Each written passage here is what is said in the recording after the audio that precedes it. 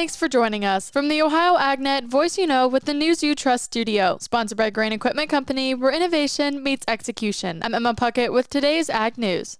Let's turn to today's calendar updates.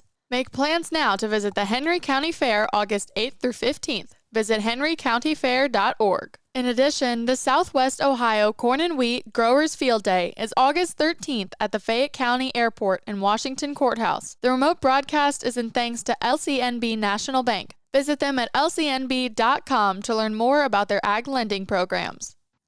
Let's take a look at today's agricultural headlines. The Sustainable Aviation Fuel Coalition announced that Amazon has joined its expanding membership. The tech leader's inclusion underscores the commitment to advancing SAF as a key element to improve the efficiency and environmental impact of jet fuel, create domestic jobs, and enhance American energy independence. We are thrilled that Amazon has joined the SAF Coalition, says Coalition Executive Director Allison Grab. Their addition marks a pivotal moment for our collective efforts to scale up SAF production and create a more sustainable future. Amazon has a significant presence in the logistics and transportation sectors, so the SAF Coalition is looking forward to the insights the company will bring. The SAF Coalition has grown to more than 50 organizations across the SAF value chain since its launch earlier this year. The coalition encompasses airports, airlines, and many other economic segments, and advocates for policies and initiatives to rapidly increase the adoption of sustainable aviation fuels.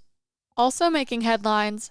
So far during this growing season, most crop producers are seeing good conditions across most of the commodities, across most of the country. USDA Outlook Board Chairman Mark Jekanowski says many producers have been holding on to old crop supplies longer than normal, hoping for higher prices, which have not materialized. Prices are relatively low. Farmers are selling now, emptying out their bins, getting ready for the fall harvest, but they're selling into those multi-year low prices. Mark says the pace of selling is accelerating as the new crop is developing. A lot of farmer selling going on right now to try to make room for what is, right now looking like it could be a pretty big fall harvest. How big? We'll get a good idea about that this Monday when USDA releases its new forecast for crop supplies and demand, including production, exports, and average prices. Gary Crawford for the U.S. Department of Agriculture.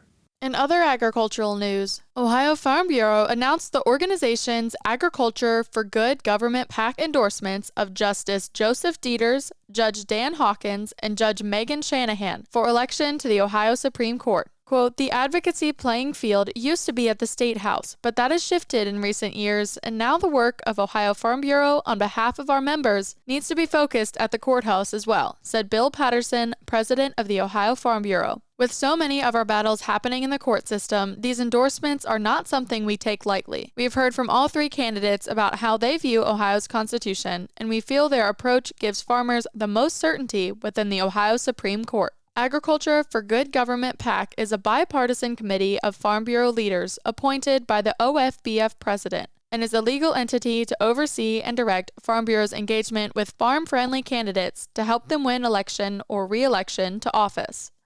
Also making ag news, National Agricultural Statistics Service Administrator Joseph Parsons discusses the 2023 totals for farm production expenditures by type of commodity and size of operation. Average per farm expenditures in 2023 was $255,000, and that is up from 2022. Expenditures are higher for crop farms at nearly $300,000, $298,000 to be specific, than for livestock farms, which was $220,000. Livestock farms tend to include more smaller operations. It should be said that we also produce these data by size class, and so the very largest farms are larger farms that go between $1 million and $5 million in farm value sales have the largest category of farm production expenditures.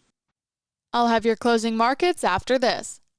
Hey Ohio, exciting news coming to you from Ohio's Country Journal. Subscribe or renew your free subscription by September 20th of 2024 and you could win one of 4 50-inch televisions. Ohio's Country Journal is free, but subscribers have to renew their subscriptions every 3 years to continue to receive it. Subscribe or renew to stay updated on all things Ohio, from agricultural insights to rural lifestyle. Don't miss out. Visit our website today at ocj.com/renew.